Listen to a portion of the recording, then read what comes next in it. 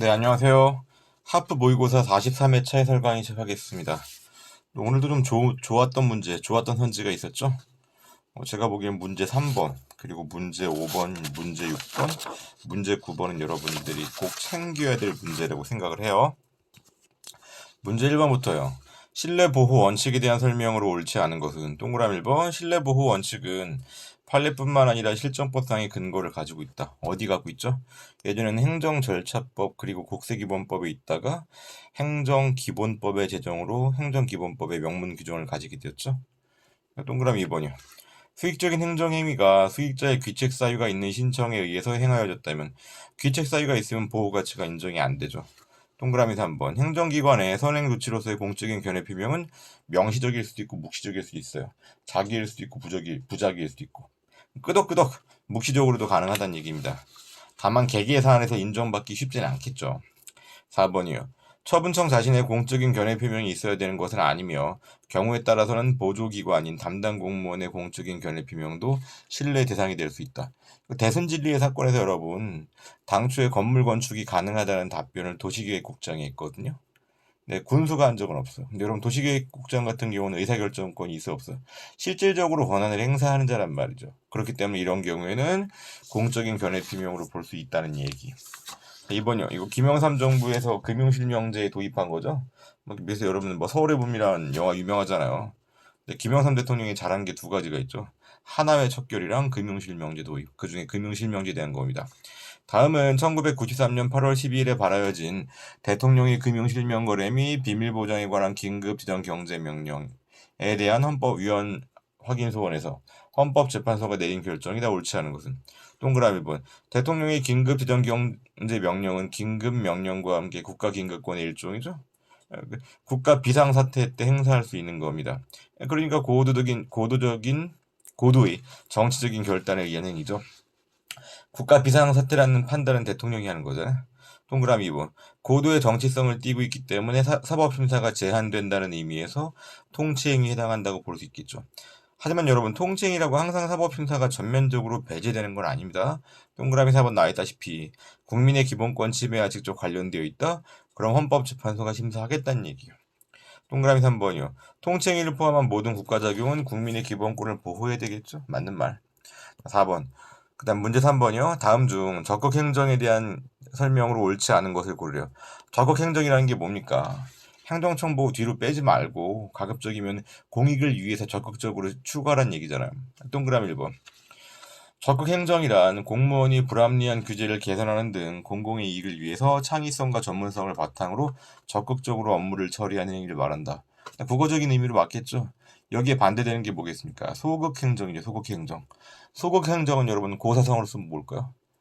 땅에다가 바짝 엎드려서 움직이지 않는다. 복지부동이죠.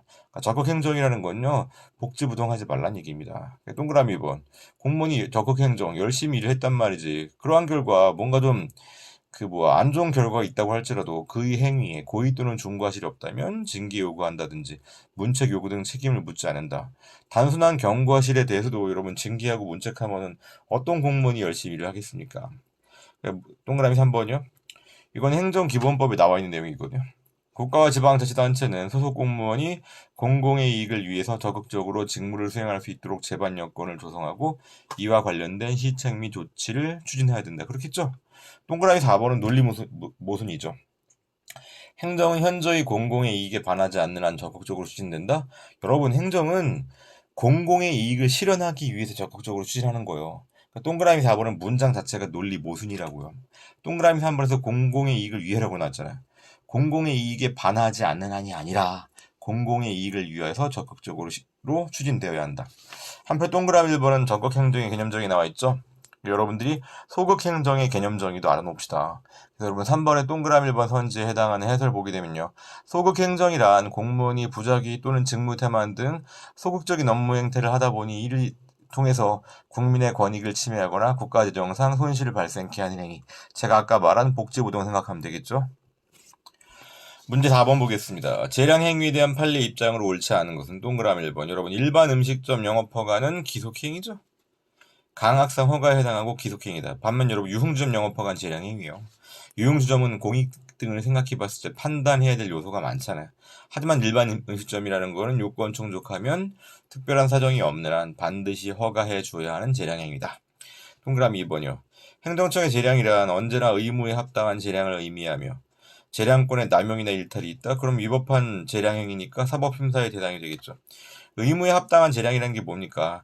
행정청의 권한 행사 의무, 재량권 일탈 남용한 권한을 행사하지 않을 의무를 얘기하는 거죠. 동그라미 3번이요. 재량권의 일탈 남용 여부에 대한 심사를 함에 있어서 방해행정청이 사실을 오인한 바 없는지, 비례원칙, 평등원칙 등 행정법의 일반 원칙에 반한 바 없는지, 당해 행위의 목적을 위반했다든지, 동기의 부정유무, 이건 신의성실의 원칙과 관련이 있죠. 보복 세무조사 이런 거 하지 말란 얘기예요. 동그라미 4번이요. 토지 형질 변경 허가는 금지 요건이 불확정 개념, 환경 보호 등 공공의 필요라고 규정돼 있단 말이죠. 여러분 제가 지금 공공의 필요 얘기했거든요. 공공의 필요. 이거는 그 판단에 있어서 행정청에게 재량이 있겠죠. 환경의 보호 등 공공 필요라니까. 그렇기 때문에 이때 토지 형질 변경 허가 행위를 수반하는 건축 허가는 재량행위 당한다. 이거 뭐에 대한 설명이에요? 이거 인허가 의제에 대한 설명이죠. 인허가 의제. 원래 건축 허가라는 건 기속 행위이지만 종된 인허가인 토지 형질 변경 허가가 재량 행위에 해당하기 때문에 전체적으로 재량 행위로 바뀐다는 얘기. 그리고 5번 넘어가겠습니다. 첫 페이지에서는 3번 문제가 좋은 거였고요. 두 번째 페이지에서는 5번 문제와 6번 문제가 좋습니다. 공법상 계약에 해당하는 걸 물어보고 있는데 여러분 실정법상 용어, 실무상 용어가 협약이란 말이 나왔는데 이 실무상 용어만 놓고 보게 되면요. 이게 공법상 계약인지 사법상 계약인지 혹은 처분인지 알 수가 없어요. 개개의 판례 자체를 기억하고 있어야 돼요. 동그라미 1번. 지방자치단체가 사인과 체결한 자원회수, 이거 우리가 리사이클링 이렇게 부르는 거죠. 자원회수 시설에 대한 위탁 운영 협약. 자원회수 시설이 뭡니까? 고물상 생각하시면 돼요. 고물상 운영 협약이니까 이건 사법상 계약이겠거니. 동그라미 2번은요. 중소기업 정보와 지원을 목적으로 하니까 공익적인 목적이 있죠. 그런 목적으로 이루어지는 협약은 공법상 계약입니다. 동그라미 3번.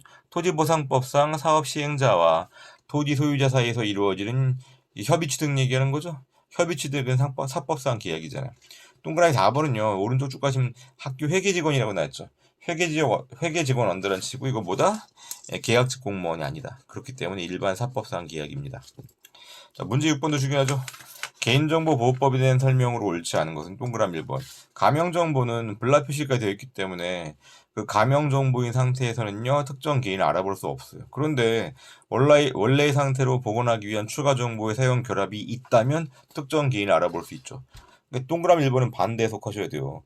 그런 추가 정보의 사용 결합이 없다면 알아볼 수 없다. 그럼 추가 정보의 사용 결합이 있으면 특정 개인을 알아볼 수 있기 때문에 그 경우에는 개인의 사생활을 침해할 수 있잖아. 그렇기 때문에 개인정보로 보호되는 겁니다. 물론 가명정보는 다른 정보에 비하면 뭡니까? 개인정보보호법상 통제 정도는 약하겠지. 그런 차이는 있을지언정 개인정보인 건 맞습니다. 동그라미 2번이요. 법률정보 제공 사이트를 운영하는 갑주식회사가 을대학교 법학과 교수가 이 사람도 법조인이었어요. 재직 중인 병의 개인정보를 별도 동의를 받은 바 없거든요. 그 다음에 언더런 정보가 법학과 홈페이지 등을 통해 공개된 정보죠. 그럼 공개된 정보를 수집해가지고 이걸 법조인 항목 제공했다. 물론 유료로 했으니까 약간 괘씸할 수 있겠죠. 하지만 이미 공개된 홈페이지를 통해서 수집한 자료이기 때문에 이걸 통해서 개인정보를 침해했다고 볼 수는 없는 겁니다. 오해하지 마세요. 이미 공개된 정보의 경우에도 개인정보보호법상 보호 대상인 건 맞아. 그걸 물어보는 게 아니라 이 사안 같은 경우에는 법학과 홈페이지 공개된 정보를 수집한 것이기 때문에 이것만으로는 개인정보를 침해한 바 없다는 얘기예요. 동그라미 3번이요. 동그라미 2번 같은 경우는 법학과 홈페이지 등을 통해 수집 여기다가 언더란 치면 되는 거고 동그라미 3번은 여러분 정보주체와 체결한 계약을 이행하거나 계약을 체결하는 과정에서 그 다음에 언더래요. 정보주체 요청에 따른 정보주체 요청에 따라서 그 조치를 이행하기 위해서 업무를 수행하다 보니까 개인정보를 수집했다. 이건 문제 없다는 뜻입니다. 디테일한 사실관계를 알아본다기보다는 이거는 동그라미 3번 두 번 줄에 정보주체 요청에 따른 동그라미 2번은 법학과 홈페이지 등을 통해 수집. 자, 이런 사실관계에 비춰볼 때 동그라미 2번은 여러분 뭐예요? 이게 묵시적으로 동의한 거잖아. 동그라미 3번은 요청했으니까 명시적으로 동의한 거고 그렇게 그러니까 동그라미 3번도 뭐 정보 자체에 대해서 동의한 바는 없지만 동그라미 2번, 3번 묶어 놓으시고요. 자, 정보 주체의 묵시적 동의가 인정되는 겁니다. 동그라미 4번이요.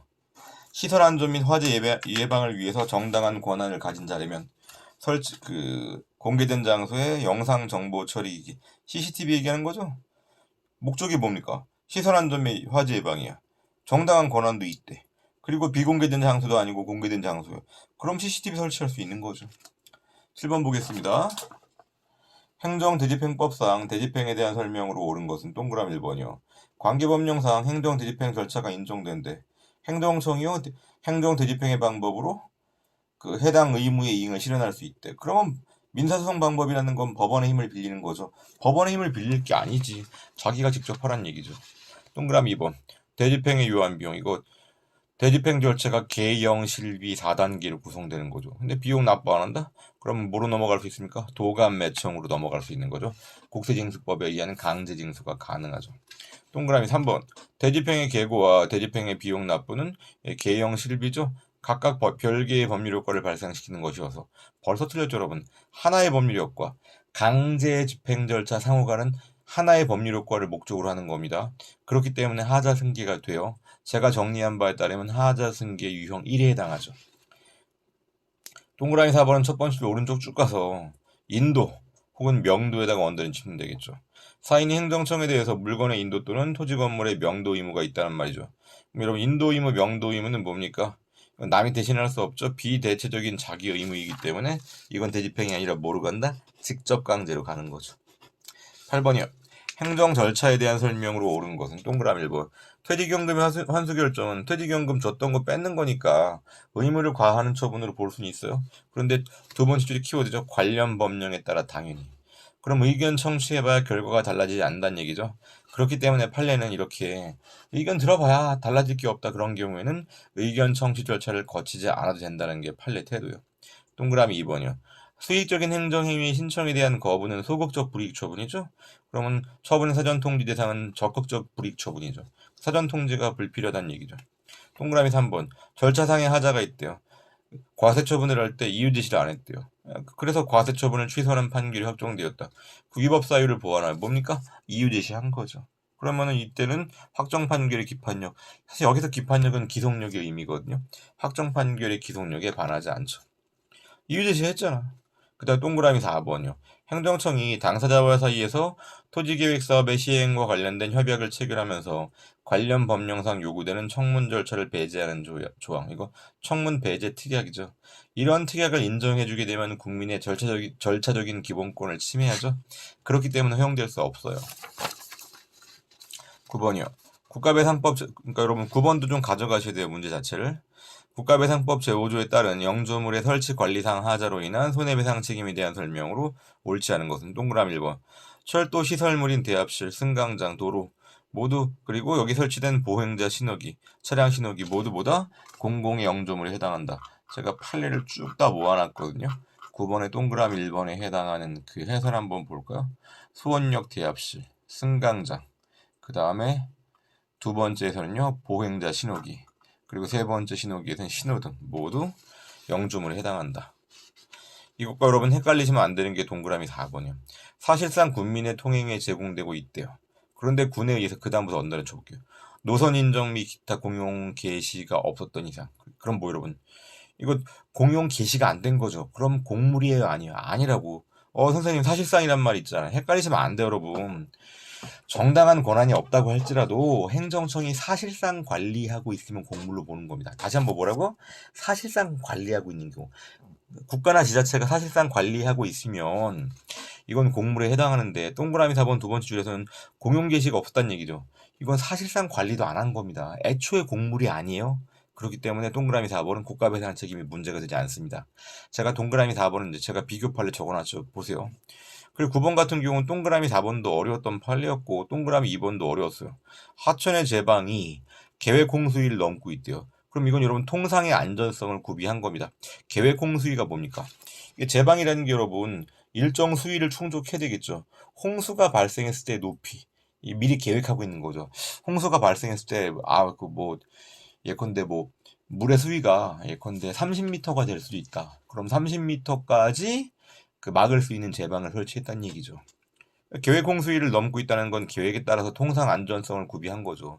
근데 하천이 그 후 새로운 하천 시대 설치할 때 하천 시설 기준으로 정한 여유고를 확보하지 못하고 있다. 여유고라는 게 좀 여유 예컨대 제가 아까 30m라 그랬나? 뭐 40m, 50m 여유가 더 많으면 좋겠지. 하지만 그런 여유를 갖추지 못했다는 것만으로는 그 하자가 있다고 보기 어렵다고요.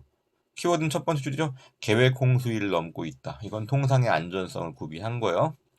동그라미 3번이야. 국가나 지방자치단체가 손해를 배상할 책임이 있는 경우에 2조 책임 또는 뭐 5조 책임이 문제가 되는 경우에 영조물의 설치를 관리를 맡은 자. 그럼 5조 책임이 문제가 되겠죠? 영조물의 설치 관리 비용을 부담하는 자. 몇 조 책임 문제가 됩니까? 6조 책임 문제가 되는 거죠. 이때는 비용을 부담하는 자도 손해배상 책임을 진다. 5조 책임과 6조 책임이 모두 문제가 되고 국가와 지자체 각각 모두 책임진다는 얘기죠. 자, 10번이요.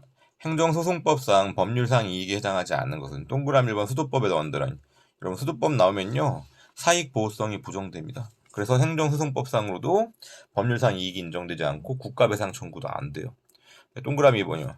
뭐 공유수면 관리 및 매립에 관한 법률상 공유수면 매립 처분, 면허 처분과 관련돼서 게다가 심지어 뭐요? 환경영향평가 대상 지역 안의 주민이죠. 이런 경우에는 인근 주민에 해당하는 거죠. 동그라미 3번 연탄 공장 건축 허가래. 그리고 주거지역에 거주한대. 그러니까 주거지역에 연탄 공장이 건축된다는 얘기지. 그럼 인근 주민의 이익, 법률상 이익의 침해가 있잖아요. 동그라미 4번은요. 납골당 설치 신고 수리 처분에 따른 납골당 설치 장소에서 500m 내 20호 이상 인가가 밀집한 지역. 납골당 500m 내에 매우 가깝죠? 그리고 인가가 20호 이상 밀집하고 있대요. 이런 경우라면 인근 주민들의 이익을 법률상 이익으로 보호해 줘야 되겠죠. 10번 문제는 어렵지 않았습니다. 자, 이렇게 해서 제가 여러분 어려운 문제 그리고 어려운 선지 얘기했죠. 잘 정리하시기 바랍니다. 네, 수고하셨습니다.